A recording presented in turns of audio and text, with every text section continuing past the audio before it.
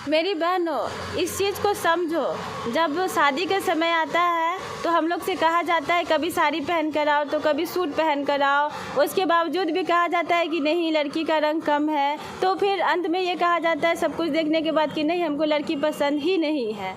तो नमस्कार साथियों, एक बार फिर से आपका स्वागत है मैथ्स वाटिका में। मैं हूँ अमर सर, और जैसा कि मैंने आपसे वादा किया है कि हर रविवार को सफलता की कहानी और सफल छात्रों की जुबानी मैं लेके आऊँगा। उसी कड़ी में आज एक और छात्रा, जैसा कि कल हमने पिछले वीडियो में प्रतिमा यानी हमारे यहाँ जो देवी देवताओं हैं उसके प्रतिमा स्थापित की जाती है, और आज आपके सामने है, जो नाम से ही पता चल जाएगा कि ये कौन है।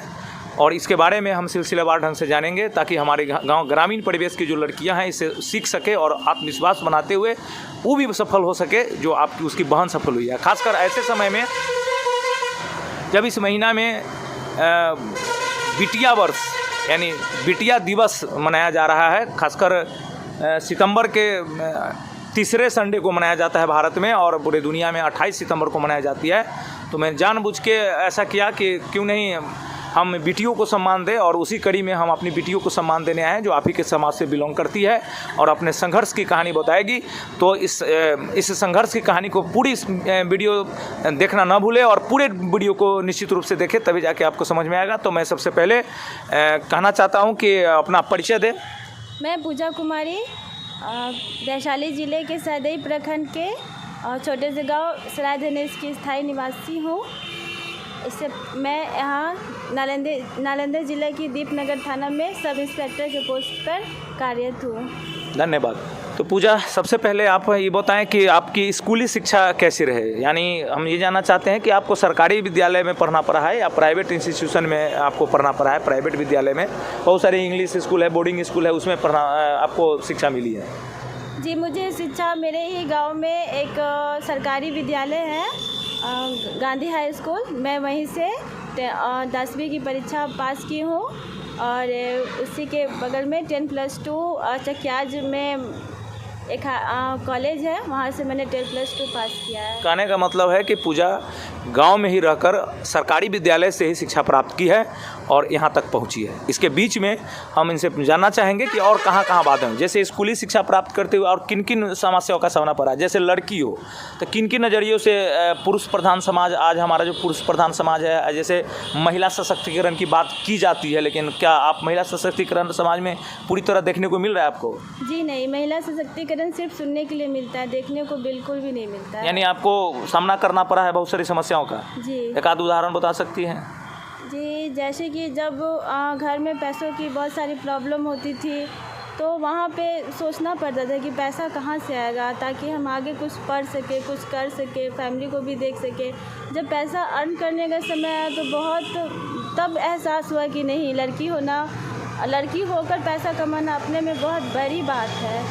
फिर एक बगल में एक गांव में छोटा सा स्कूल था, फिर वहाँ पे फिर मैंने वहाँ बच्चों को पढ़ाना शुरू किया। फिर वहाँ से कुछ पैसा आने लगा, फिर आगे का पढ़ाई उसी से हमने जारी। चलिए, बहुत बहुत धन्यवाद। का ये तात्पर्य हुआ तुम्हारा कि हमें पारिवारिक समस्या, जैसे कि लड़कियों को ऐसा समझा जाता है कि खाना बनाना तुम्हारा ही ड्यूटी है, तो घर में खाना बनाने के साथ साथ तुमको कुछ अर्न भी करना पड़ा है ना? जी। हाँ, तो जैसे क्या कमाने के लिए क्या सोर्स अपनाई थी तुम अपना? कमाने के लिए छोटे छोटे बच्चों को पढ़ाने का ही सोर्स अपनाए थे, ताकि इससे कुछ हम भी कुछ पढ़ सके और बच्चों को भी कुछ सिखा सके। मैंने घर पर ही ट्यूशन पढ़ाती थी या कोई स्कूल भी ज्वाइन की थी? दोनों किए थे, घर पे भी ट्यूशन पढ़ाते थे और स्कूल में भी। स्कूल ज्वाइन करने के बाद मैंने उसके बाद भी क्लास मैंने करती थी, पढ़ाई कर जारी रखी, यही ना? जी सर, उसके बाद भी क्लास पढ़ाई करते थे और फिर ग्रेजुएशन किया, फिर पोस्ट ग्रेजुएशन, और उसके बाद छोटी सी नौकरी लगी बिहार आदर्श केंद्रीय कारागार पटना में कांस्टेबल के पोस्ट पर। उसके बाद फिर मैंने वहाँ से भी पढ़ाई अपनी जारी रखी और आज मैं यहाँ बिहार एसआई में। जी जी बिल्कुल पूजा। तो जैसे कुछ और समस्या आती है लड़की होने के नाते, जैसे छेड़खानी का समस्या, नज़रिया का समस्या, क्या ऐसा कभी फील की हो तुम? ऐसा तो कभी गांव में रहकर तो ऐसा कभी नहीं लगा, बट कॉलेज में कभी ऐसा लगा था। तो ऐसा इसमें सुधार की ज़रूरत है।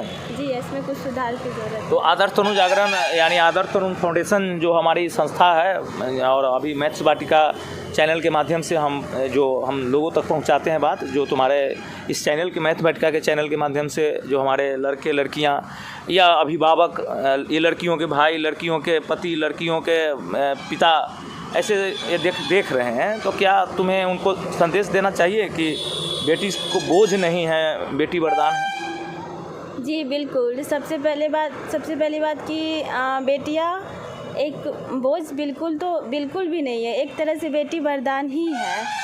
आज बेटी हर क्षेत्र में उन्नति कर रही है, चाहे पुलिस के क्षेत्र में हो या शिक्षा के क्षेत्र में हो, रेलवे हो, राजनीतिक हो, हर क्षेत्र में बेटी आगे है और अपने ही स्तर पे बहुत ही अच्छा काम कर रही है। तुमको इस आगे बढ़ने में हमारा संस्था कितना मदद किया है? इस संस्था का योगदान बहुत ही ज़्यादा रहा मेरे लाइफ में, क्योंकि यहाँ से हमको प्रेरणा मिलता था। पढ़ाई तो भले ही हम कहीं से भी कर लेते, लेकिन वो सीख, वो उत्साह शायद हमको कहीं से नहीं मिलता जो आदर्श तरुण जागरण से मिला है। और उसी के बदौलत हम जो कुछ भी है उसी के बदौलत, और आगे जो कुछ भी करेंगे उसी के कारण ही करेंगे। तो हमारे इंस्टीट्यूशन जो बसंतपुर में है, और तुम्हारे घर की दूरी कितना होगा लगभग? वहाँ से 15 किलोमीटर के आसपास मेरे घर की दूरी है। और रेगुलर आते थे? जी बिल्कुल, वहाँ से हम रेगुलर आते थे। और चलिए, तो मैं और पूजा से कुछ सवाल करना चाहूँगा। उससे पहले आपको जानकारी दे दें कि मैं यहाँ दीपनगर थाना नालंदा में हूँ, और इसी थाना में पावापुरी आता है, और जो महावीर स्वामी का जन्मस्थली है। और आप जानते हैं कि वही साल के वृक्ष के नीचे है ना, और रिजुपालिका नदी के किनारे महावीर स्वामी का जो ज्ञान की प्राप्ति हुई थी, और जिन कहलाए थे, निर्ग्रंथ कहलाए थे। और आश्चर्य है कि मुझे दीपनगर थाना आने के दरमियान हमको कुछ रास्ते भटक गए थे, थोड़ा सा भटकाव हुआ, तो मैंने रास्ते में कुछ लोगों से पूछा, उसमें जानकारी हुआ कुछ से भीड़ भाड़ भी लगी हुई थी, कुछ महिला पुरुष जमा थे। तो मैंने पूछा क्या हुआ है, तो देखे कि पता चला कि उस नदी में एक लड़की है जो प्यार में असफल हो गई और वो आत्महत्या करने के लिए कूद गई थी। तो एक लड़की वो भी है और एक लड़की यहाँ भी है जो संघर्ष करके आई है। और मैं देखा बहुत देर तक खड़ा रहा भी, बहुत सारे गोताखोर, तैराक और बहुत सिस्टम वहाँ खड़े थे। वही रिजुपालिका नदी है बगल में। तो एक तरह से मैं उस बीच में उसको मैं बोलना चाहा, और तो मैं इसे पूजा को से मैं जानना चाहता हूँ कि क्या तुम अपनी तैयारी और आगे जारी रखोगी या यहीं तक समाप्त कर देना है? जी, हम अपनी तैयारी और भी आगे जारी रखेंगे और इससे भी अच्छा करेंगे। हाँ, तो इससे पहले तुम बेऊर जेल में थी जी, और उसके बाद यहाँ आई है। जी सर। तो तुम्हारे लिए चुनौती होगा कि अब थाना प्रभारी कभी बनोगी ही, अभी तो प्रशिक्षण ले रही हो। तो अगर तुम प्रभारी बनती हो तो लॉ एंड ऑर्डर तो तुमको संभालना ही है, लेकिन विशेष रूप से तुम्हारा किस पर फोकस होगा? विशेष रूप से जब हम प्रभारी बनेंगे तो हमारी विशेष तौर पे यही मेरा मुख्य उद्देश्य रहेगा कि हम महिलाओं पे हो रहे अत्याचार को कम करें। गांव की लड़कियां जो छेड़खानी की वजह से पढ़ नहीं पाती है, उनको घर से निकलने नहीं दिया जाता है, हम कुछ उसको कम कर सके, उनके हौसलों को बढ़ावा दे ताकि वो आगे चल के कुछ कर सके। अगर हम ऐसा नहीं करेंगे तो 21वीं शताब्दी पे एक तरह से कलंक ही होगा कि 21वीं शताब्दी में आकर भी महिला कुछ न कर पाए। कहने का मतलब है कि सिंघम लेडी का रोल निभाने जा रही हो? डंडा उंडा रख के गश्ती पूरा लगा देगी वहाँ पे? चलिए, इस पर थोड़ा एक्सक्यूज हो रही है कि चलिए, अच्छी बात है कि महिलाओं को प्रधानता तो मिलना चाहिए। और आपके नाम है पूजा कुमारी, और आजकल तो गाना भी बज जाता है पूजवा बदल के लिए, उस पर तुम्हारा क्या कहना है? ये बुरा भी लग रहा था ये सब गाना सुन के? जी सर, बुरा तो बहुत लग रहा था कि कुछ अजीब ढंग का गाना है, और खुद भी लग रहा था कि क्या मतलब कुछ कमेंट्स ढंग का हो रहा था, लग रहा था कोई मेरे पे कमेंट्स कर रहा है, क्या बदल गए ये वो, तो कुछ गलत लग रहा है। बट परिस्थितियों के अनुसार चलो बदलना तो पड़ता है। इसको सुनकर फिर कहने का मतलब भाई कमेंट को झेल ली ना, और जैसे भी बहुत सारा नाम से आ जाता है उसको भी तुम सलाह देती हो कि तुम ही झेल के आगे बढ़ो, रुकना नहीं है। नहीं, इस पे विरोध करना है कि नहीं, आगे से ऐसा नहीं होना चाहिए। हाँ, तो प्रभारी बनो और साथ में डंडा रखो। और हमारा भी राय है कि क्यों ना पूजवा बदले। तुम तो महिषासुर और भस्मासुर हो, अब ये वर्दी पहन के दुर्गा बन गई है। अगर सामने आओगे बाबू तो फिर तो त्रिशूल भौंकी देगी। और बहुत सारे जानकारी दी पूजा ने, और हम जो चैनल देखना चाहते हैं उसको विशेष रूप से खासकर लड़कियों से कुछ कहना चाहेंगी आप? बेटी है ना, हम बदलेंगे, बिहार बदलेगा, है ना, मेहनत करो, आगे बढ़ो, ऐसा कुछ है? जी, हम बिहार की बेटियों से या फिर से यही कहना चाहेंगे कि आगे बढ़ो और अपने लिए और परिवार के लिए और समाज के लिए कुछ अच्छा कीजिए। बेटी बोझ नहीं बल्कि एक वरदान है। बहुत बहुत धन्यवाद। तो जैसा कि आप देख रहे हैं और ये बड़ा ही महावीरों की, कर्मवीरों की और विश्वविद्यालय, खासकर ये तो इतिहास गवाह है। हम अगर कहीं भी पढ़ते हैं तो नालंदा, राजगिरी हमारी राजधानी रही है, पूरे भारत की राजधानी रही है। राजधानी की शुरुआत यहीं से हुई है जो आज दिल्ली है। तो एक अच्छा जगह पर हम आज हैं और इसके लिए हम जो कि इंटरव्यू लेने का मौका मिला है और ख़ासकर बिटिया दिवस है इसके लिए, और वर्दी देख रहे हैं और हम चाहेंगे कि पूजा और आगे भी बढ़ते रहें। मैं चाहता हूं कि तुम इस चैनल के माध्यम से अपने उन बहनों को कुछ क्रांतिकारी संदेश दो। जी, मैं बस यही कहना चाहूँगी कि आदर्श तरुण जागरण जहाँ पे है, और मैं मैथ्स वाटिका चैनल के माध्यम से अपने बहनों को यही कहना चाहूँगी और उनके भाइयों को भी कि अपनी बहनों को वहाँ पहुँचाइए ताकि वहाँ जाकर कुछ सीखे, कुछ पढ़े। अगर वहाँ पे किसी तरह की परेशानी होती है, मेरी बहनों इस चीज़ को समझो।